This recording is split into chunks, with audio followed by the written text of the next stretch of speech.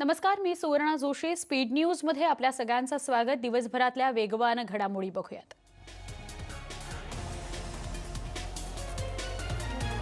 शरद पवार सध्या 2 दिवसाच्या कोकण दौऱ्यावर आहेत. काल आणि आज ते कोकणात आहेत. दुसऱ्या दिवसाच्या कोकण दौऱ्यावर दापोली तालुक्यात चक्रीवादळामुळे झालेल्या नुकसानीची पाहणी ते करणार आहेत. तसंच मांदिवली, केलशी, उटंबर, आडे, आंजर्ले, पाचपंढरी, हरणे, आसूद, मुरुड या ठिकाणी ते भेट देणार आहेत. शरद पवार 2 दिवसाच्या कोकण दौऱ्यावर असून दौऱ्यादरम्यान ते पत्रकारांशी संवादही साधतायत. आजही शरद पवार पत्रकार परिषद घेणार आहेत. आज 4 वाजता ते पत्रकार परिषद घेतील अशी माहिती मिळतेय. तर त्याआधी दुपारी 3:30 वाजता त्यांची बुरोंडी रोड इथं अधिकाऱ्यांसोबत बैठक असणार आहे. दरम्यान विधानसभेचे विरोधी पक्षनेते देवेंद्र फडणवीसही उद्या कोकण दौऱ्यावर जाणार आहेत. निसर्ग चक्रीवादळामुळे कोकणचं मोठं नुकसान झालंय. या पार्श्वभूमीवर ते नुकसानग्रस्त भागाची पाहणी करणार आहेत. फडणवीस 2 दिवसीय कोकण दौऱ्यावर असणार आहेत. निसर्ग चक्रीवादळाचा फटका कोकण कृषी विद्यापीठालाही बसलाय. कोकण कृषी विद्यापीठाचं चक्रीवादळामुळे 4,69,00,000चं नुकसान झालं असल्याची माहिती कुलगुरू डॉक्टर संजय सावंत यांनी दिली. ते पत्रकार परिषदेत बोलत होते. चक्रीवादळाचा फटका कोकणातील जिल्ह्यांना बसल्याचं कुलगुरू डॉक्टर संजय सावंत यांनी म्हटलंय. आंबा, काजू, नारळ, सुपारी या पिकांचं मोठं नुकसान झालंय. त्यामुळे कोकणातील शेतकऱ्यांची मोठी हानी झाली आहे. त्या शेतकऱ्यांना पुन्हा उभं करण्यासाठी कोकण कृषी विद्यापीठ मदत करेल असंही कुलगुरू सावंत यांनी म्हटलंय. औरंगाबादमध्ये सख्या बहीण भावाची हत्या करण्यात आल्याची धक्कादायक घटना घडली आहे. ही घटना सातारा परिसरात घडली आहे. घरात असलेल्या 1 किलो सोन्याकरता ही हत्या झाल्याची माहिती समोर येते. सौरभ खंदडे आणि किरण खंदडे असं हत्या झालेल्या बहीण भावाचं नाव आहे. टीव्ही पाहू दिला नाही म्हणून 14 वर्षाच्या मुलानं आत्महत्या केल्याची धक्कादायक घटना पुण्यामध्ये घडली आहे. सतत टीव्हीवर कार्टून आणि सिनेमे बघतो म्हणून आईनं टीव्ही बघायला मज्जाव केला. म्हणून मुलानं गळफास लावून घेत आत्महत्या केली. राकेश शिंदे असं या मुलाचं नाव आहे. विब्बेवाडी परिसरातली ही घटना आहे. डोंबिवलीमध्ये सलग 3ऱ्या दिवशी नागरिकांनी बससाठी रांगा लावल्या. मुंबई, नवी मुंबई आणि ठाण्यात कामाला जाणारे नागरिक ट्रेन बंद असल्यानं बसमधून प्रवास करतायत. बस पकडण्यासाठी प्रवाशांना तासभर रांगेत उभं राहावं लागत असल्याचं पाहायला मिळत आहे. राष्ट्रवादी काँग्रेसचा आज 21वा वर्धापन दिन आहे. वर्धापन दिनानिमित्त राष्ट्रवादी काँग्रेसच्या मुंबईमधील मुख्यालयामध्ये ध्वजारोहण करण्यात आलं. यावेळी उपस्थितांनी जोरदार घोषणाबाजी केली. आज राष्ट्रवादी काँग्रेसचा 21वा वर्धापन दिन आहे. त्यानिमित्तानं राष्ट्रवादी काँग्रेसच्या मुंबईच्या कार्यालयामध्ये मोजक्या नेत्यांसह कार्यक्रमाचं आयोजन करण्यात आलं. या कार्यक्रमाला उपमुख्यमंत्री अजित पवार, छगन भुजबळ, जयंत पाटील, राजेश टोपे उपस्थित होते. पवारांसारख्या नेत्याच्या नेतृत्वाखाली काम करणं ही भाग्याची बाब असल्याचे गौरवोद्गार यावेळी छगन भुजबळ यांनी काढले. ते राष्ट्रवादी काँग्रेसच्या 21व्या वर्धापन दिनाच्या सोहळ्याला उपस्थित होते. मुंबईत मुख्यालयामध्ये हा सोहळा पार पडला. शरद पवार यांनी कोकणचा दौरा करून सर्वसामान्यांना दिलासा देण्याचं काम केलं आहे अशी भावना जयंत पाटील यांनी व्यक्त केली. 30 जूनपर्यंत कोरोनाचा आकडा कमी होईल असा विश्वासही त्यांनी यावेळी व्यक्त केला. राज्यात 24 तासात कोरोनाचे नवे 2,258 रुग्ण आढळून आले. तर एका दिवसात 120 जणांचा मृत्यू झालाय. तर काल 1,663 जणांना डिस्चार्ज देण्यात आला. यामुळे राज्यातील एकूण रुग्णसंख्या 90,778 झाली आहे.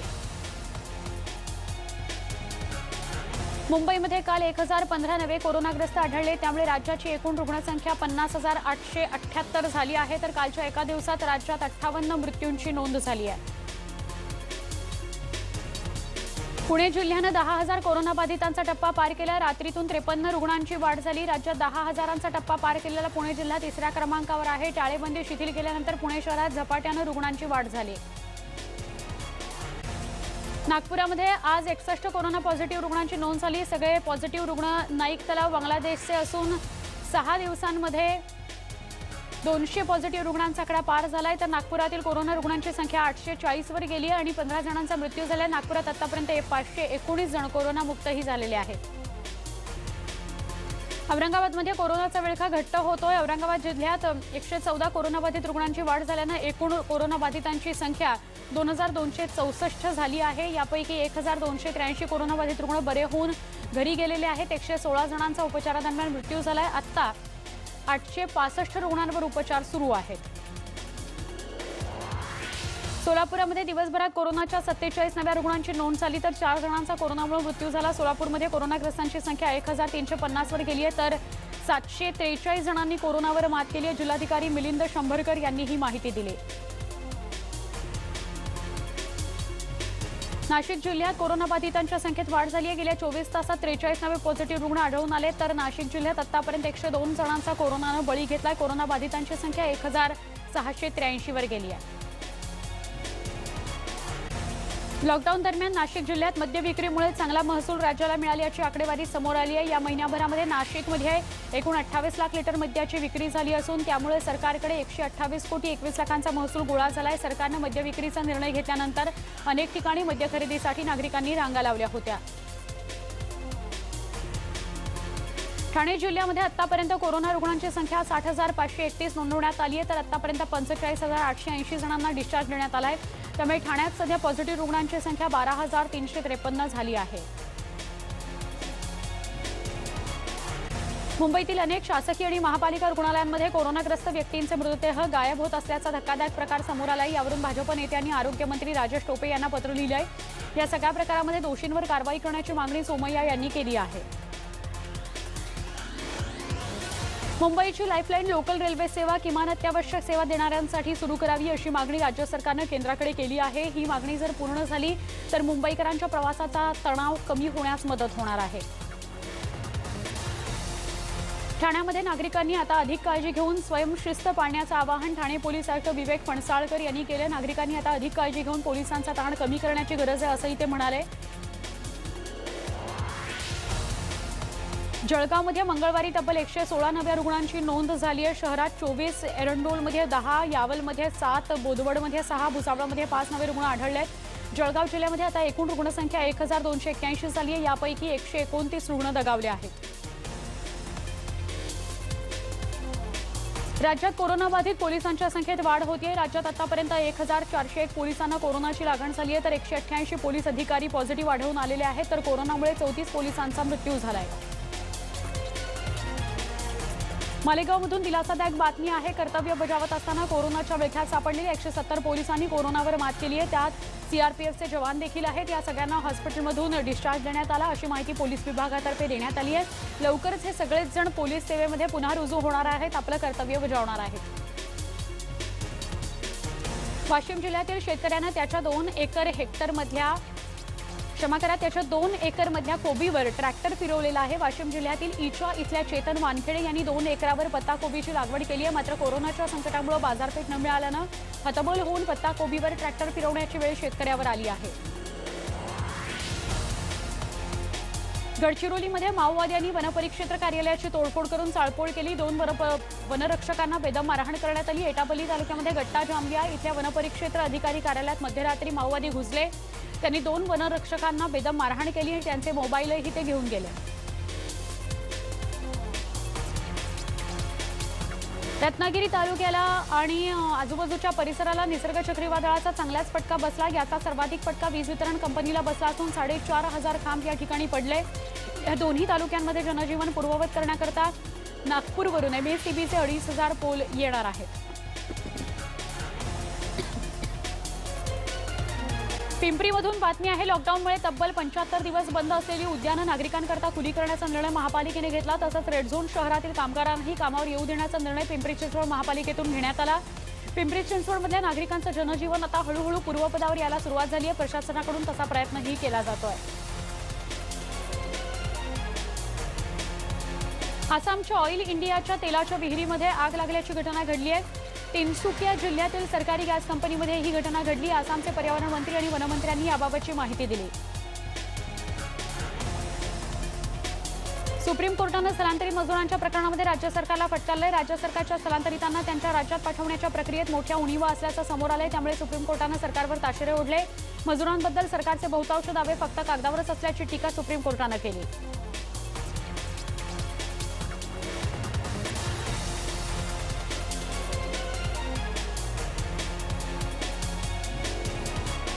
सर्वोच्च न्यायालयाच्या आदेशानंतर आणखी किती श्रमिक विशेष गाड्या रेल्वे प्रशासनाने राज्यांकडून लागतील याचा तपशील मागवला आहे। ही माहिती आजपर्यंत पाठवावी अशा सूचना रेल्वेने केल्या आहेत। श्रमिकांना 15 दिवसांमध्ये त्यांच्या मूळ गावी पाठवावा असा आदेश सर्वोच्च न्यायालयाने दिला आहे। भारतीय रेल्वेनं स्वयंचलित तिकीट तपासणी प्रणाली सुरू केली आहे। नागपूरमधील स्वयंचलित प्रणालीबाबत केंद्रीय रेल्वे मंत्री पियुष गोयल यांनी ट्विट करून माहिती दिली।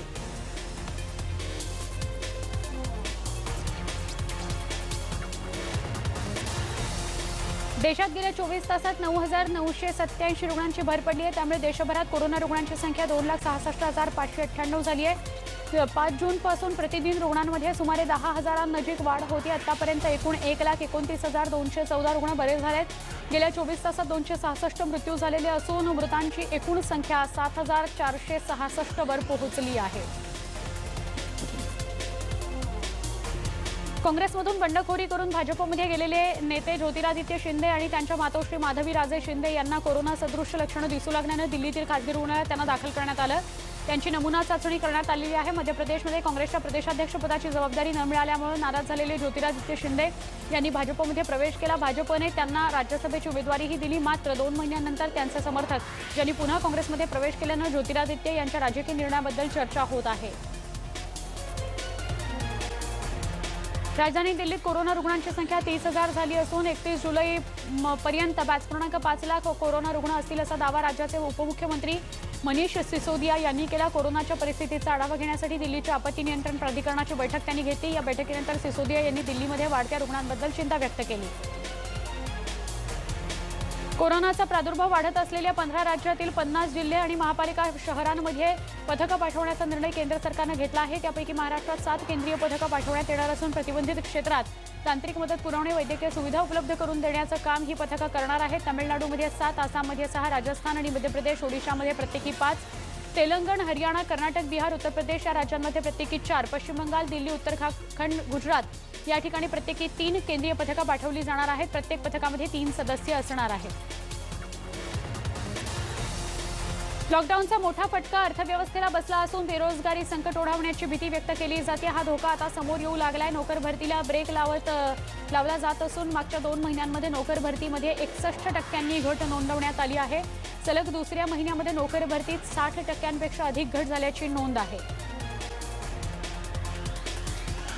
आशियातील नोबेल पुरस्कार म्हणून मान्यता पावलेल्या रॅमन मॅगसेसे पुरस्कार यंदा कोरोना विषाणूच्या साथीमुळे दिला जाणार नसल्याचं फिलिपाईन्समधील संघटनेनं जाहीर केलं आहे। निस्वार्थ समाजसेवेसाठी आशियातील व्यक्तींना दिला जाणारा हा पुरस्कार गेल्या 6 दशकांच्या इतिहासामध्ये तिसऱ्यांदा रद्द झाला आहे। याआधी 1970 मध्ये आर्थिक संकटाच्या वेळी, 1990 मध्ये भीषण भूकंपाच्या वेळी हा पुरस्कार रद्द करण्यात आला होता।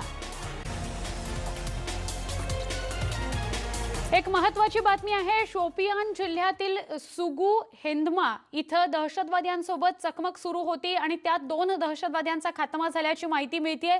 दहशतवादी आणि सैन्य तसंच पोलीस आणि सीआरपीएफच्या संयुक्त कारवाईमध्ये ही चकमक सुरू होती। भारतीय लष्कर शोध मोहीम राबवत असताना चकमक सुरू झाली। आतापर्यंत 2 दहशतवादी ठार झालेत अशी माहिती मिळते। 3 ते 4 दहशतवादी लपून बसले असल्याची माहिती आहे आणि त्यामुळे शोध मोहीम सुरू आहे। चकमक अजूनही आपण बघतो आहोत। या सगळ्याविषयी आंतरराष्ट्रीय घडामोडींचे अभ्यासक शैलेंद्र देवळाणकर यांच्याकडून आपण अधिक माहिती घेतली। आपण प्रामुख्याने लक्षात घेतलं पाहिजे आहे की जम्मू आणि काश्मीरमध्ये पीओके मधनं जी घुसखोरी होती ही प्रामुख्याने मे, जून, जुलै या महिन्यामध्ये जास्त वाढती। कारण या काळामध्ये हे बर्फ वितळण्याचा हा प्रामुख्याने काळ आहे आणि यानंतर पुन्हा एकदा बर्फ चढण्याचा काळ असल्यामुळे ती घुसखोरी अवघड बनते आणि या काळात जाणीवपूर्वक ही घुसखोरी केली जाते। त्यामुळे आपण जाणीवपूर्वक या वेळेला ऑपरेशन ऑल वाईप आउट हे भारतीय लष्कराने हाती घेतलेलं आहे आणि आपण जी लाईन ऑफ कंट्रोल आहे या लाईन ऑफ कंट्रोल वरती हिजबुल मुजाहिदीन असेल, जैश ए मोहम्मद असेल किंवा लष्कर ए तैयबा असेल यांनी अनेक बेसेस किंवा तळ तयार केलेले होते आणि हे तळ जाणीवपूर्वक यासाठी करण्यात आले होते की जेणेकरून ही घुसखोरी जी आहे ती व्यवस्थितपणे पार पडावी आणि आता ते तळ उद्ध्वस्त करण्याचा जो पूर्ण उपक्रम आहे तो भारतीय लष्कराने हाती घेतलेला आहे। आणि विशेष म्हणजे मागच्या महिन्यामध्ये 52 दहशतवाद्यांना मारण्यात आलेलं आहे। त्याचप्रमाणे जर आपण गेल्या 3 महिन्यातली आकडेवारी पाहिली तर 93 दहशतवाद्यांना मारण्यात आलेलं आहे आणि ज्याच्यामध्ये एक रियाज नायकू असेल किंवा रहीम भाई म्हणून आहे यांना असं की 2 त्यांचे कमांडर आहेत ते देखील मारण्यात आलेले आहेत। आणि हे आपण यावेळेला ही जी मोहीम हाती घेतलेली आहे या मोहिमेमुळे दहशतवाद्यांना फार मोठा तिथं अनेक समस्यांचा सामना करावा लागतो। याचं कारण असं आहे की या वेळेला आपण ती मोहीम अत्यंत तीव्र केली आणि या मोहिमेचं आणखीन एक वैशिष्ट्य असं आहे की की नॉर्मली या टाइममध्ये, या वेळेमध्ये या दहशतवाद्यांना स्थानिकांचं समर्थन जे आहे ते मोठ्या प्रमाणावरती मिळत असतं, परंतु यावेळेला तसं घडलं नाहीये. 2018 मध्ये साधारणतः 250 स्थानिक तरुण हे दहशतवाद्यांना जाऊन सामील झाले होते. 2019 मध्ये ही संख्या 109च्या आसपास होती, परंतु या वेळेला साधारणतः 40च स्थानिक तरुण हे आतापर्यंत डिसॅपियर झालेले आहेत.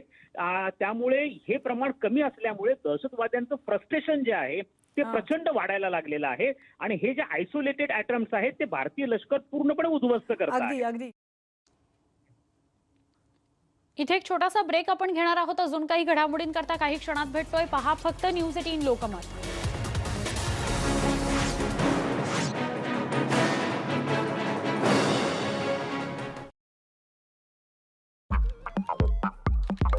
गाइस, कुछ ऑर्डर करे क्या?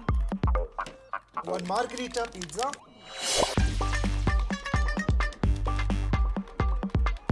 एक गार्लिक ब्रेड और एक आइस टी। ये कन्वीनियंट है पर पॉसिबल नहीं। अब योनो से डेबिट कार्ड के बिना एटीएम से कैश निकालना कन्वीनियंट भी है और पॉसिबल भी, दोनों। बस download YONO. YONO cash, safe भी सही भी। As India grapples with the global pandemic on a war footing, what we do now will define our future. हर मुश्किल अपने साथ एक अवसर भी लाती है और अब वक्त आ गया है मिलकर देश को इस संकट से उबारने का। स्वाभिमान भारत नेटवर्क 18 की मुहिम।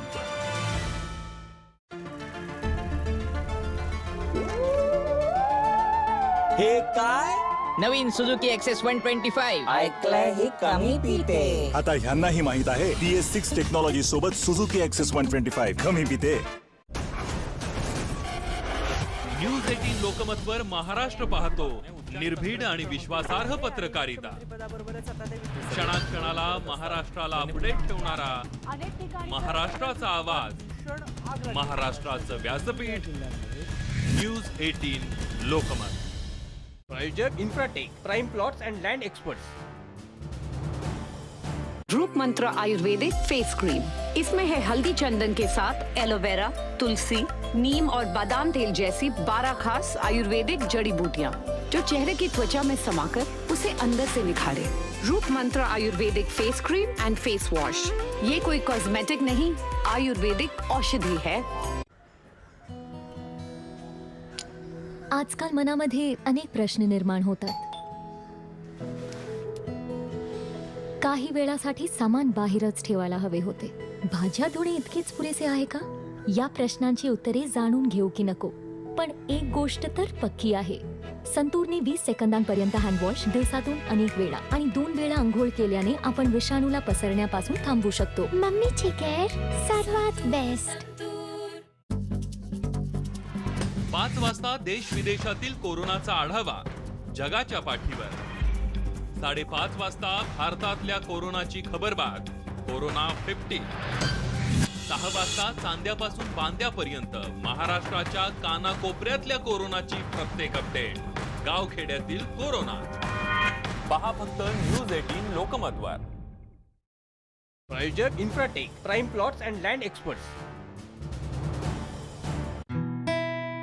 सर, आम्ही चक्क तुम्हाला बटाटा वडा खाताना बघतोय. माझ्या आवडीचे चमचमीत पदार्थ मी नेहमी खातो. तरी इतका फिटनेस. तिरुमाला ऑइल. तिरुमाला असेल घरी तर फिटनेसची चिंता don't worry. Tirumala oil by the Kute group, keeping Mankind happy. गर्दी टाळूया, नियम पाळूया, कोरोनाशी लढूया. न्यूज 18 लोकमतची मोहीम पंतप्रधान नरेंद्र मोदींकडूनही कौतुक. घरी राहा, सुरक्षित राहा. न्यूज 18 लोकमतची मोहीम. प्रायोजक Infratech, prime plots and land experts. बस जगते आहे फक्त तुकड्यांवरी. तुकड्यांवर जगणं थांबवा. घ्या Saffola masala oats. Whole grain oats, high fibre, खऱ्या खुऱ्या भाज्या आणि स्वादिष्ट मसाल्यांची जबरदस्त टेस्ट. सफोला मसाला ओट्स, मजेदार खा, पोट भर.